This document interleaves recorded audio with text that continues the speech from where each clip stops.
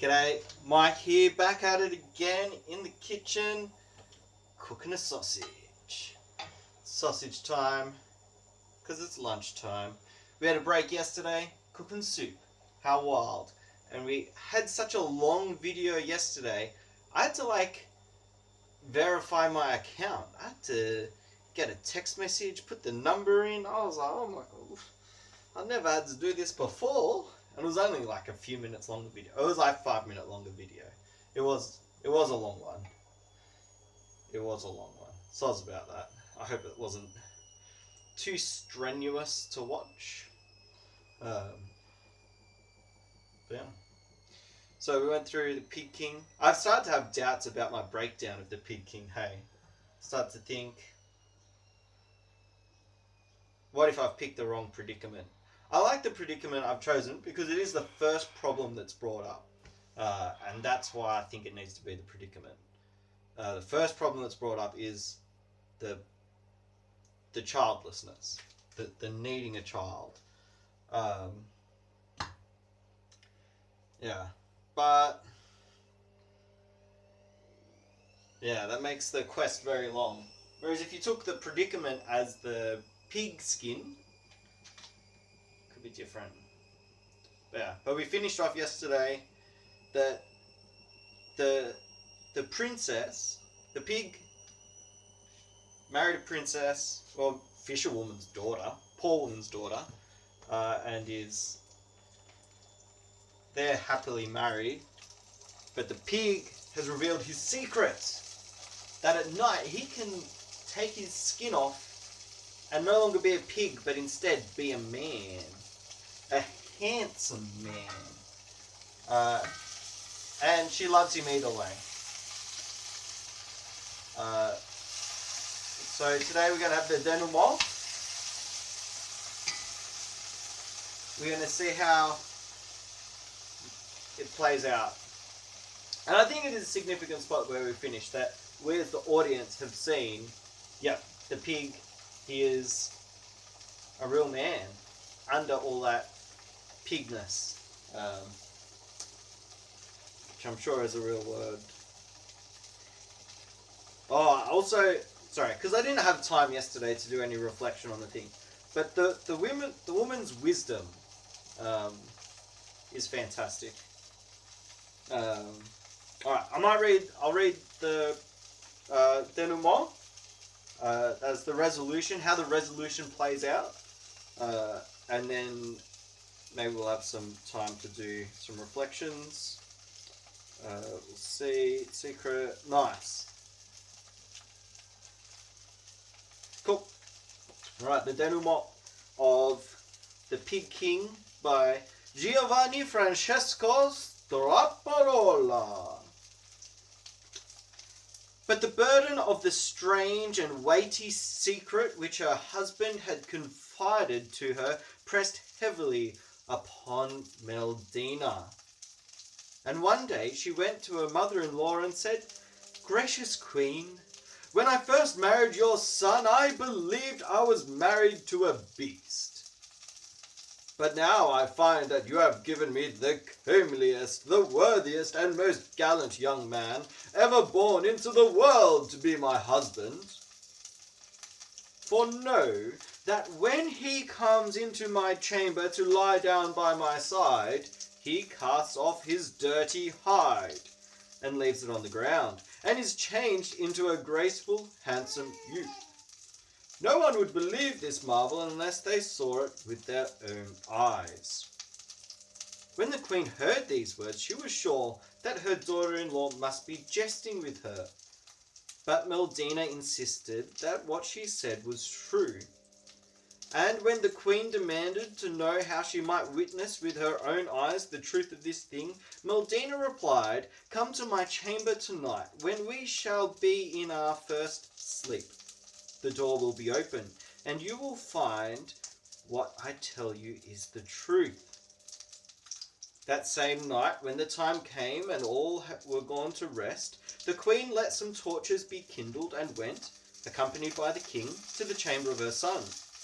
And when she had entered, she saw the pig's skin lying on the floor in the corner of the room. And having gone to the bedside, found a young, handsome man in whose arms Meldina was lying. And when they saw this, the delight of the king and the queen was very great. And the king gave order that before anyone should leave the king's chamber, the pig's hide should be torn to shreds. So great was their joy over the recovery of their son that they nearly died from it. Whew. Wow. So that's the denouement. It plays out that she's not very trustworthy with the secret, is she? It was a big secret to keep, I suppose, and I'm not one to keep secrets, so fair enough. Yeah, there you go.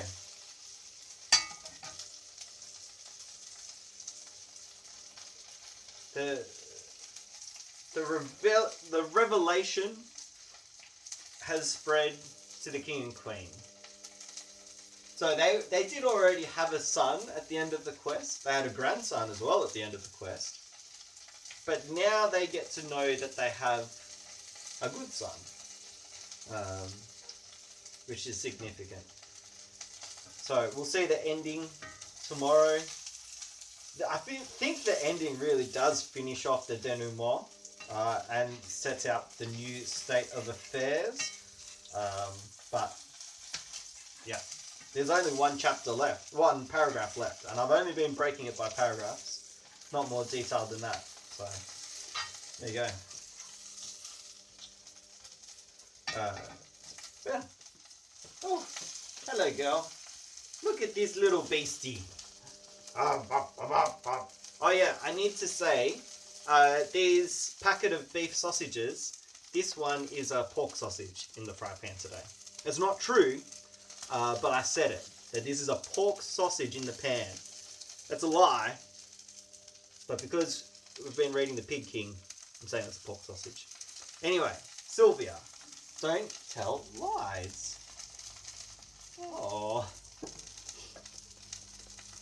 But it's pretty significant that Meldina is the one person with a name. Like, she's the... You kind of have to say she's the main character. Like, she's the one that saves the day. It's her with her wisdom that she has the man, that she loves him and cares for him and accepts him. And it's in that wisdom, in that being good of character, she transforms him. So it's embedded in the fairies thing that he'll get transformed. But I think it's actually kind of significant that it's in her that there is a transformation. That's pretty significant. Wait, don't jump away from me. Not while I'm talking about what a good story. Yeah.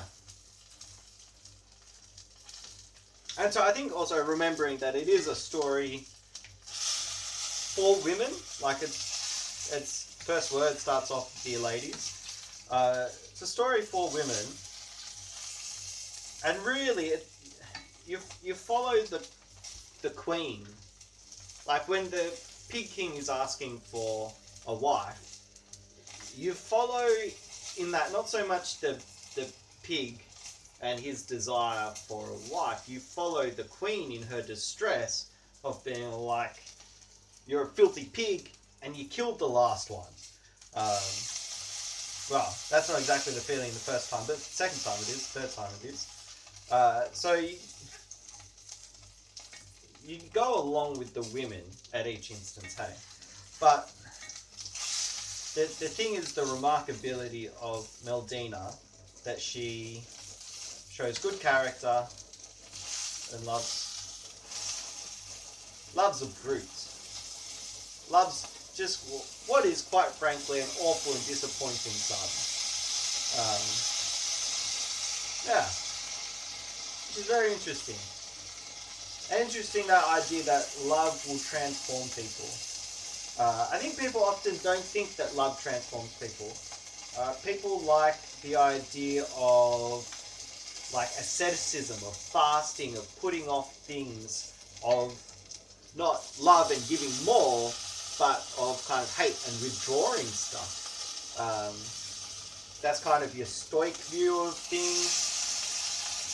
But the idea of love fixing someone really is what the Bible talks about. That Jesus comes to love sinners so that they won't be sinners. It's not a thing to come and, do what I think is just a natural movement of everyone ever,